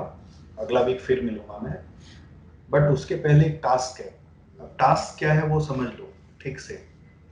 What is the task for upcoming 10 days, इसको स्टेप बाय स्टेप नोट कर लीजिए आप। तो फर्स्ट टास्क है आपका कि आप है ना एक शेड्यूल बनाएंगे which will be the reverse schedule of your exam dates. Reverse schedule आपको याद होगा, पहले भी बताया था, वापस बता रहा हूँ। रिवर्स शेड्यूल क्या है, जैसे अगर पेपर 8 का लास्ट में एग्जाम है तो पेपर 8 से स्टार्ट करेंगे अब पढ़ना। तो रिवर्स शेड्यूल एक बनाना है। आपको अगर लगता है कि किसी सब्जेक्ट में थोड़ा कम टाइम देना है बट किसी सब्जेक्ट में ज़्यादा टाइम देना है, तो उसके हिसाब से आप शेड्यूल में ना गैपिंग अपना क्रिएट कर सकते हो, तो वो अपने हिसाब से सोच लो। इस रिवर्स शेड्यूल में कोई एक ऐसा सब्जेक्ट है जो ज़्यादा डरा दिया आपको, कोई ऐसा सब्जेक्ट है जो ज़्यादा डरा दिया है आपको, तो आपको रोज उसका 1 घंटा अलॉट कर देना है, समझ गए? 1 आवर मिनिमम उसका रोज ही पढ़ेंगे, और जब उसका नंबर आएगा तो पूरा पढ़ेंगे। उस सब्जेक्ट का नंबर भी आएगा सीक्वेंस में, तो उसको हम लोग पूरा उस समय तो पढ़ेंगे, बट उसको ज़्यादा टाइम देना पड़ेगा बोलकर कि उस सब्जेक्ट को, तो उसको हम लोग रोज 1 घंटा अपने शेड्यूल में दे देंगे। तो शेड्यूल कैसा होगा, मान लेते हैं अभी आपका आने वाला जो एग्ज़ाम है 10 तारीख को, 11 तारीख से ना एग्ज़ाम, 11 तारीख से, तो 11 तारीख को जो सब्जेक्ट का एग्ज़ाम है वो लास्ट में चला जाएगा, ठीक है? वो लास्ट में चला जाएगा। और अभी हम लोगों का जो करंट एग्ज़ाम है, जो करंट आप सब्जेक्ट उठाओगे वो लास्ट सब्जेक्ट को भी करंट उठाओगे, और जो सब्जेक्ट ज़्यादा परेशान कर रखा है उसको रोज 1 घंटा, 1.5 घंटा, जो भी 1.5 घंटा भी देना है तो 1.5 घंटा भी देंगे। सेकंड, ये शेड्यूल बनाने के बाद अभी कैसे पढ़ाई स्टार्ट करनी है वो समझ लीजिए। सेकंड नंबर टास्क क्या करना है आपको अभी, देखो आपका फर्स्ट रिवीजन जब करवा रहे थे तो फर्स्ट रिवीजन का फोकस था ICMI मैट, उसको लिखो, आप टिक मार लेना। अगर आपने ब्रॉड प्रोग्रेस ट्रैकर चार्ट मेरा लिया है तो आपको उधर भी सब कुछ दिखेगा कि आपने क्या क्या कवर कर लिया है, उसको खोल के अच्छे से भरो, आप एक एक सब्जेक्ट पे मार्क करो, टिक मारो कि क्या क्या आपने कर लिया अचीव। ब्रॉड प्रोग्रेस चार्ट को पूरा प्रॉपरली भरना है ना। तो it is now high time के ब्रॉड प्रोग्रेस ट्रैकर चार्ट के हिसाब से ही चल रहा है। ये चार्ट नहीं लिया तो मैं जो बता रहा हूँ उसको फॉलो करना है। तो फर्स्ट रिवीजन में क्या है, ICMI मैट पे फोकस था, तो पार्ट टेस्ट सारा ICMI मैट के हिसाब से ही था, जो भी पार्ट टेस्ट था वो ICMI मैट के हिसाब से ही हुआ। अब सेकेंड रिवीजन जो है वो हमें करना था पास्ट पेपर से, सारा पास्ट पेपर्स को हमने सॉल्व कर लिया।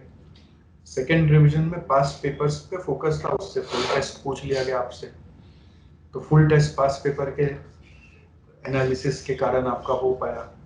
अब जो थर्ड रिवीजन है, थर्ड रिवीजन का गोल है, मेन गोल है MCQs। क्या है main goal? MCQs। MCQs being your 30 marks which is substantial for your exam।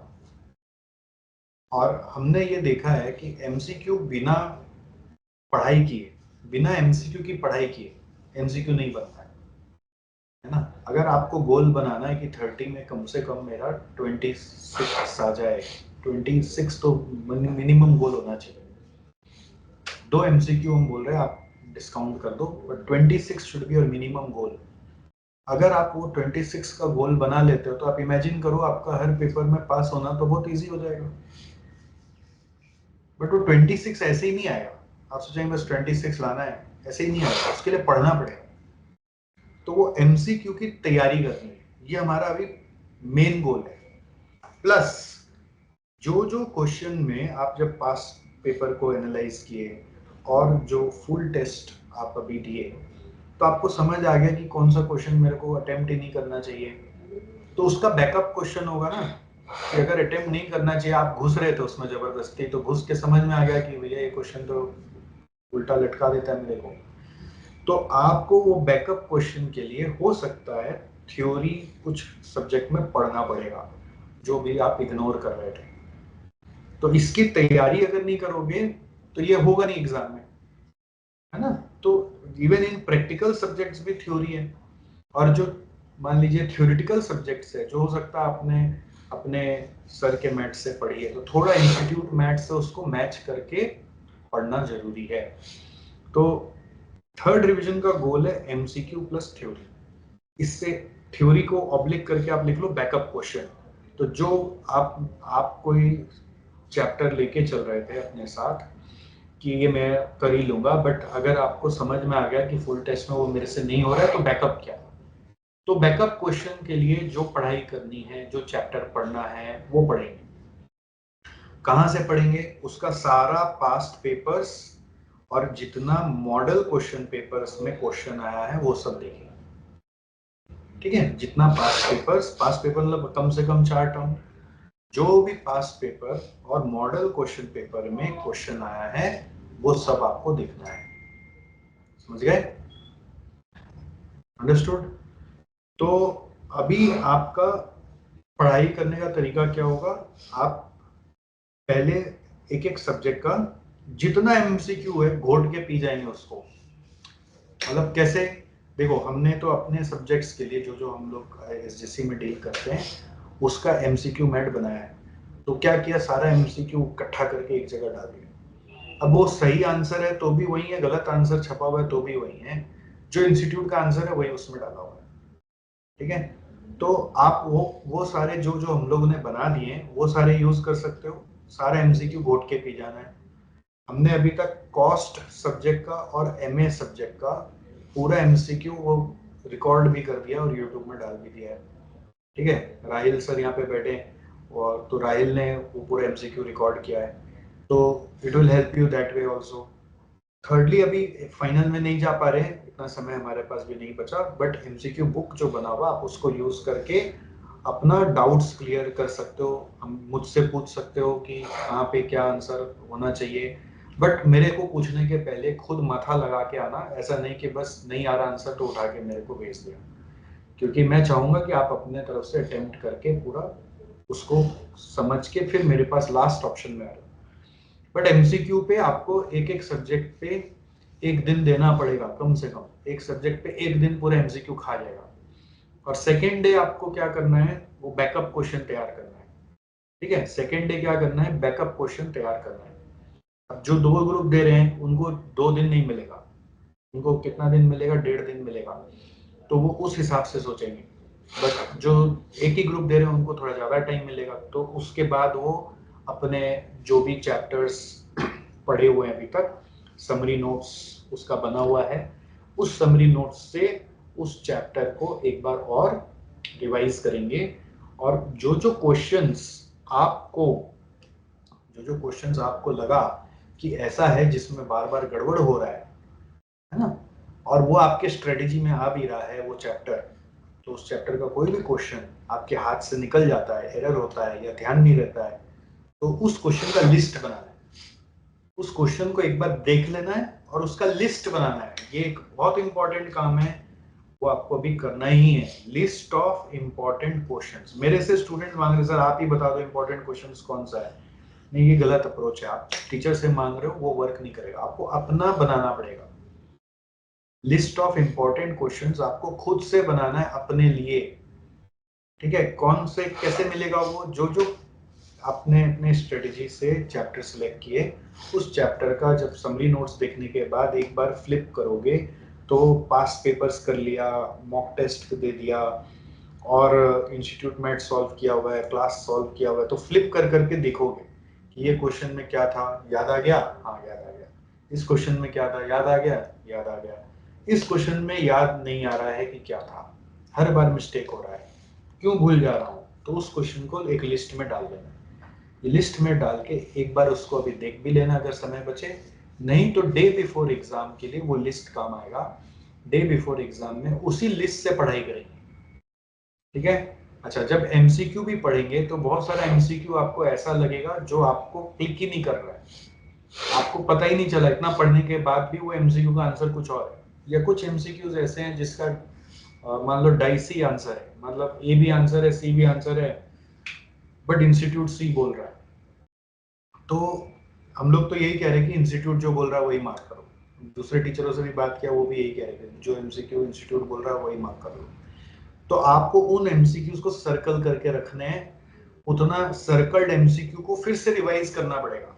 जहां जहां मिस्टेक हुआ, जिसमें डाउट हो रहा है ना, डाउट क्लियर करने के बाद उसको सर्कल करके रखना जरूरी है। तो एक इम्पॉर्टेंट चीज है कि अभी के जो रिवीजन है उससे आपको एक ऐसा लिस्ट ऑफ क्वेश्चंस का नोट्स बना लेना है, नंबरिंग लिख लेना है, पेज नंबर लिख लेना है, कहाँ से वो क्वेश्चन है। पहले क्वेश्चन लिख लोगे, फिर पता चला पेज नंबर नहीं लिखा तो एग्जाम के पहले दिन और परेशान हो गए, कहाँ से करना है, क्या करना है। तो वो लिस्ट बना लेना है जो डे बिफोर एग्जाम आपके काम आएगा।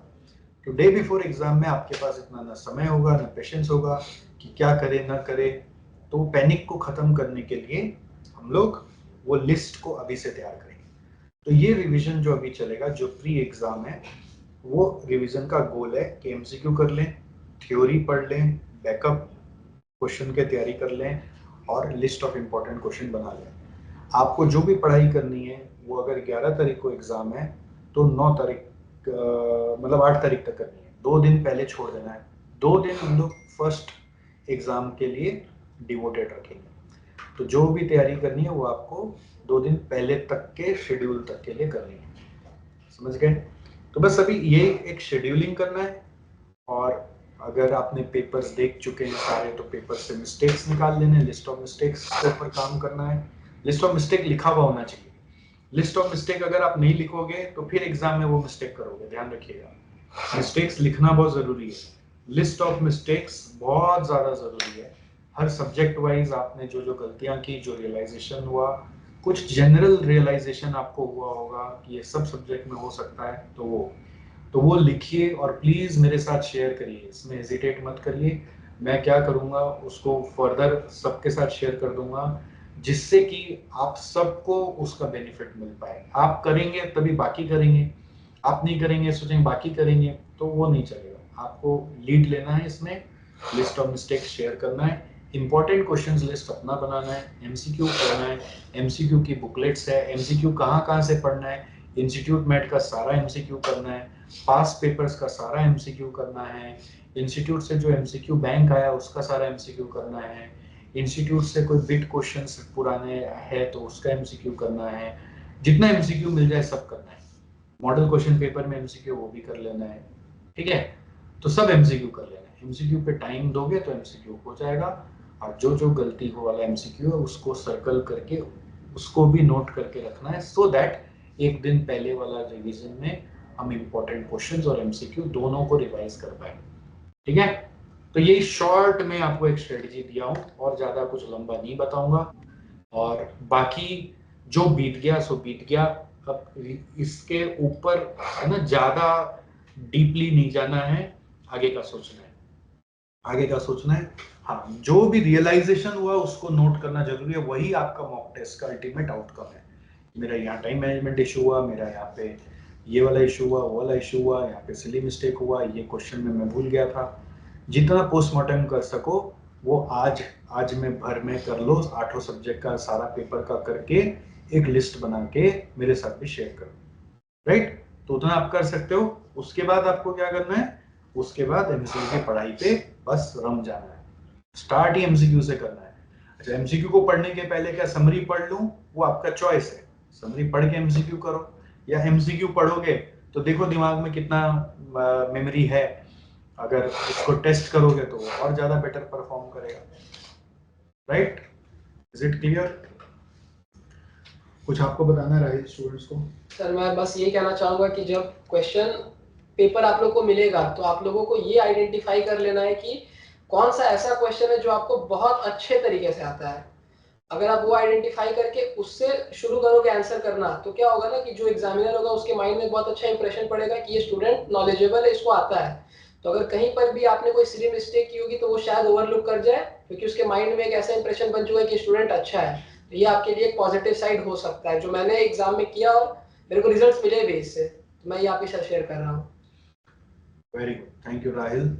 एंड अभी आपका और ज़्यादा टाइम नहीं लेंगे। Now you should not waste much time. और कुछ लोगों से भी बात नहीं कर पाया, आप मुझे व्हाट्सएप में शेयर करिए, क्योंकि अभी मेरा एक और मीटिंग है, मुझे उसमें निकलना है और बहुत ज़्यादा टाइम भी लग गया है। तो I hope you will enjoy and please make sure that you attend the next review session also, because उस रिव्यू सेशन में मैं आपको 3 आवर्स का पूरा ब्रेकअप दूंगा कि कैसे उस 3 घंटा को मैनेज करना है। एग्जाम हॉल स्ट्रेटजी और डे बिफोर एग्जाम का ब्रेकअप दूंगा, ठीक है? तो वो बहुत इंपॉर्टेंट होगा आपके लिए। और बाकी आपका कोई भी सवाल है तो आप मुझे व्हाट्सएप करो, आई विल हैंडल। ऑलराइट, चलो bye bye, take care, see you.